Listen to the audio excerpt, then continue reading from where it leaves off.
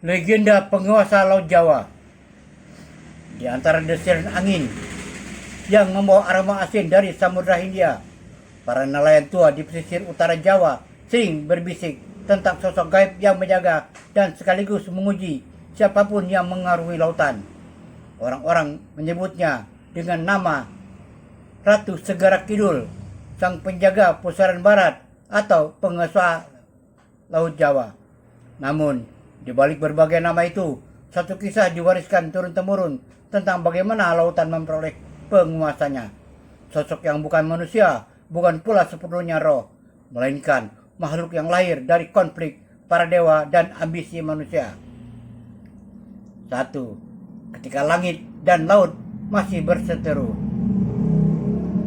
Pada masa yang sangat berubah, jauh sebelum kerajaan Jawa berdiri, laut dan langit sering bertengkar. Ombak mengamuk tanpa jeda, badai turun tanpa isyarat, dan angin menyambar siapapun yang berani melaut. Para nelayan hidup dalam ketakutan, kapal-kapal karam sebelum sempat kembali ke darat.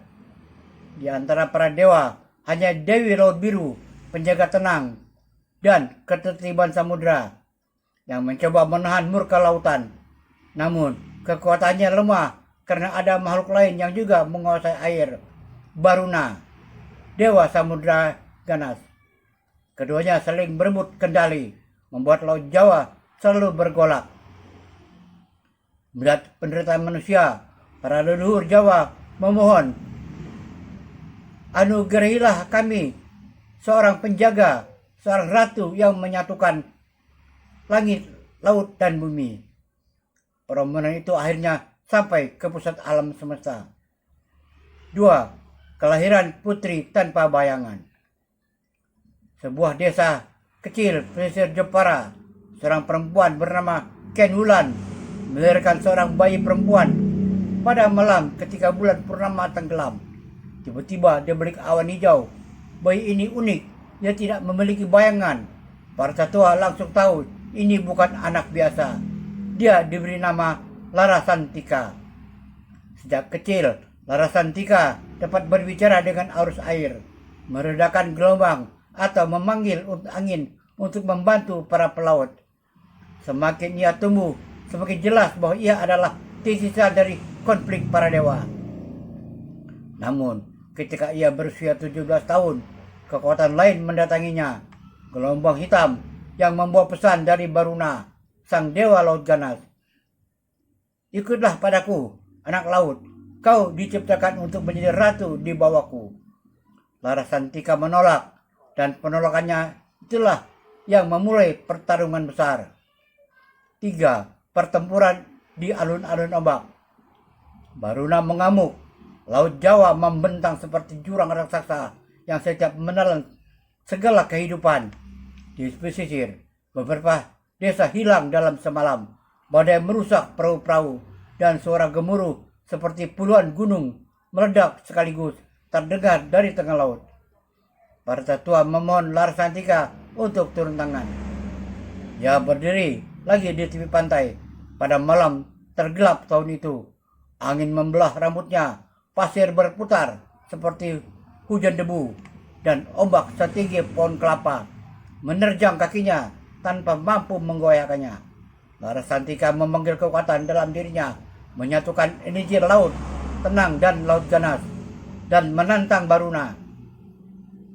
Pertempuran berlangsung selama 3 hari 3 malam, menyala dengan cahaya purnama yang berubah-ubah warna. Para nelayan bersumpah melihat sosok bayangan perempuan berselimut cahaya biru kehijauan, menari di atas air, memecah badai hanya dengan satu ayunan tangan. Pada akhirnya pertarungan Baruna kalah, namun tidak hancur. Ia menyerah separuh kekuatannya. Jika kau ingin memimpin laut ini, maka jadilah bagian darinya. 4. Penobatan penguasa Laut Jawa. Larasantika berjalan ke tengah laut, melangkah di atas ombak yang mereda. Saat ia tiba di atas cakrawala, tubuhnya perlahan menyatu dengan air. Rambutnya berubah menjadi gelombang panjang, kulitnya berwarna hijau kebiruan, dan matanya memancarkan cahaya laut dalam. Sejak hari itu, ia dikenal dengan nama Nyai Larasantika, sang penguasa Laut Jawa. Ia bukan sekadar ratu, ia adalah penjaga keseimbangan. Dialah yang menenangkan badai, dialah yang mengatur rezeki ikan, dialah yang menghukum kapal serakah yang mencemari laut, dialah yang menyelamatkan para pelaut yang tulus dan jujur. Bahkan kerajaan-kerajaan besar seperti Pajang, Demak, dan Mataram pun mengakui keberadaannya secara tersirat melalui ritual sedekah laut. 6. Jejak kehadiran sang penguasa.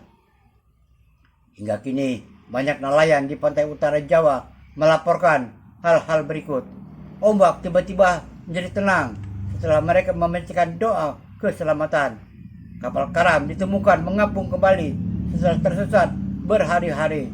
Cahaya hijau terkadang terlihat menari di permukaan laut pada malam sunyi. Dan para tetua akan berkata, itu Larasantika sang sedang melintas. Sementara itu, cerita lain beredar bahwa ia masih menunggu seseorang, entah pewaris, entah pasangan, atau entah manusia terpilih yang mampu berbicara dengan laut seperti dulu.